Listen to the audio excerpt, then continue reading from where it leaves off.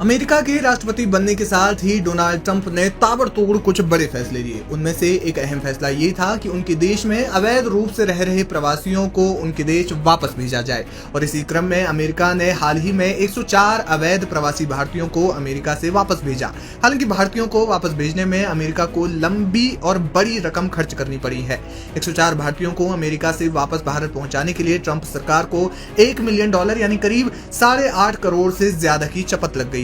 बताया जा रहा है कि अमेरिका को अभी और भी आर्थिक झटके लगने हैं, क्योंकि अभी बड़ी संख्या में भारतीयों को डिपोर्ट करने की अमेरिका की योजना है। डेटा से पता चलता है कि सैन्य उड़ानें नागरिक उड़ानों की तुलना में 3 गुना अधिक महंगी हो सकती हैं। डोनाल्ड ट्रंप प्रशासन ने निर्वासन के लिए सैन्य विमानों का उपयोग करना शुरू कर दिया है, जो कि अवैध और प्रवासियों को निकालने के लिए अपनी प्रतिबद्धता का संकेत देता है। डोनाल्ड ट्रंप, जिन्होंने अमेरिकी इतिहास में सबसे बड़े निर्वासन अभियान को अंजाम देने का अभियान चलाया, उन्होंने मुख्य रूप से लैटिन अमेरिका के प्रवासियों पर ध्यान केंद्रित किया है, लेकिन कुछ को दूर के देशों में भी वापस भेजा जा रहा है। अमेरिकी वायुसेना का एक मालवाहक विमान बुधवार को भारत के अमृतसर में उतरा, जिसमें 104 भारतीय नागरिक सवार थे, जिन पर आरोप है कि वह अवैध रूप से अमेरिका में रह रहे थे।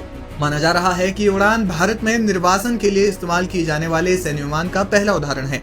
तस्वीरों से पता चलता है कि इस्तेमाल किया गया विमान C-17A ग्लोबमास्टर 3 था, जो सैनिकों, वाहनों और आपूर्ति के परिवहन के लिए डिजाइन किया गया था।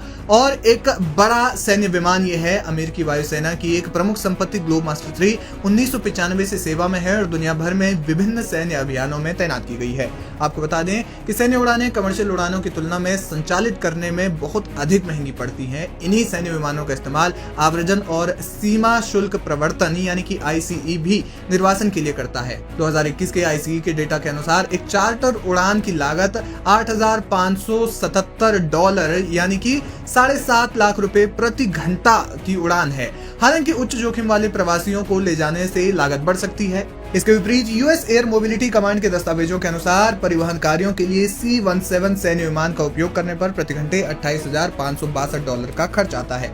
कमर्शियल विमानों के विपरीत सैन्य उड़ानें अन्य देशों में हवाई क्षेत्रों की संवेदनशीलता के कारण अलग अलग मार्गों को फॉलो करती है और नागरिक हवाई अड्डों के बजाय सैन्य ठिकानों पर ईंधन भरती है। Flight tracking site flight radar 24 के डेटा से पता चलता है कि निर्वासन उड़ान ने सोमवार को सैन डिएगो कैलिफोर्निया में marine corps air station Miramar से उड़ान भरी।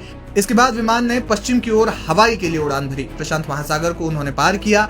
फिलीपींस के पास लुजोन जल डमरू मध्य से गुजरा, इंडोनेशिया और मलेशिया के बीच से गुजरा और दक्षिण की ओर हिंद महासागर में घूमकर डिएगो गार्सिया एक दूरस्थ द्वीप पर अमेरिकी हवाई अड्डे पर रुका। वहीं विमान के वापस आने को भी मिला दिया जाए तो पता चलता है कि अमेरिका ने भारतीयों को वापस भेजने के लिए एक उड़ान में $1 मिलियन से अधिक का खर्च कर दिया, यानी कि हर व्यक्ति पर 8.74 लाख रुपए खर्च किए गए। वहीं सैन फ्रांसिस्को से नई दिल्ली तक की एक तरफा वाणिज्यिक उड़ान की लागत इकोनॉमी क्लास में लगभग $500 यानी कि 43,734 और बिजनेस क्लास में लगभग 4,000 यानी कि 3.5 लाख रुपए है। फिलहाल अमेरिका का जो निर्वासन कार्यक्रम है वो युद्ध स्तर पर जारी है। बताया जा रहा है कि इसके बाद और भी भारतीय वापस डिपोर्ट किए जा सकते हैं। बहरहाल इस मुद्दे पर विपक्ष पूरी तरह से भारत सरकार पर हमलावर है।